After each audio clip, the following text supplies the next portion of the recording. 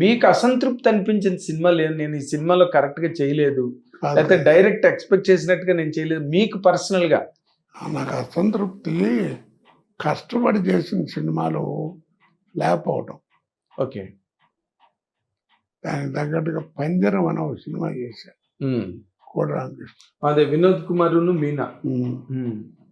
నేను హస్బెండ్ వేషం. ఏదో దాని సంసారం దాని గొడవలతో ఏదో నాకు కట్టుకోవాల్సి వస్తుంది.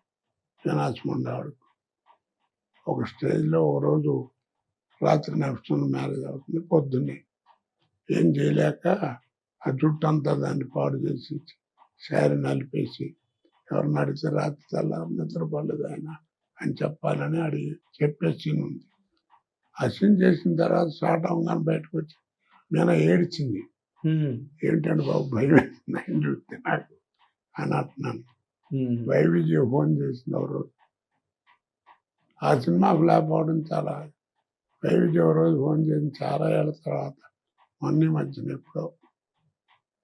కోటయ్య రాత్రి పంజరం సినిమా వచ్చింది, ఇప్పుడు గర్వపడుతున్నాను ఇలాంటి నటుడుతున్నా ఇన్నాళ్ళు యాక్ట్ చేశానని. ఏమి నటనది అని 103 టెంపరేచర్ అండి అప్పుడు. అపోలో హాస్పిటల్లో ఉంటే ఆడ ఆ మొక్క నరసింహారావు వచ్చి లాక్కుపోయాడు. అదే నాగేంద్రని అతను అనుకుంటా సినిమా ప్రొడ్యూసర్, తర్వాత పోయాడు అతను. పోయాడు ఎవడు? నాగేంద్ర పోయాడు. చెప్తున్నా ఆ సెలైన్ చేతికి ఎక్కిస్తుంటే అట్లా పడుకోవడం, షార్ట్ అన్నప్పుడల్లా తీసేస్తే వచ్చేయడం మళ్ళీ పెట్టుకోవడం. ఓ, అలా చాలా ఉన్నాయండి. అంటే ఆ సినిమా పంజరం ఒకటి బాగా దెబ్బతిందండి, సినిమా ఆటల. అలాంటప్పుడు బాగా బాధ వస్తుంది. ముక్కా నరసింహారావు అని పెట్టారు కదంట.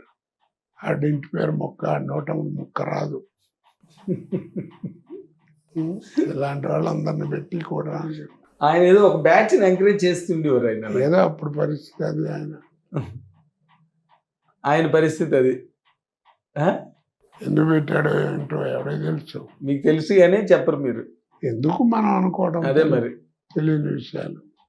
తెలిసిన విషయాలే కానీ తెలియనట్టు ఉంటున్నారు. ఎందుకు ఒకటి గురించి మనం ఎందుకని చెప్పు. అదే అర్థమైంది. లేని వాడి గురించి అర్థమైందిలేండి. ఇద్దరు లేరు కదా. ఇద్దరు లేరు మరి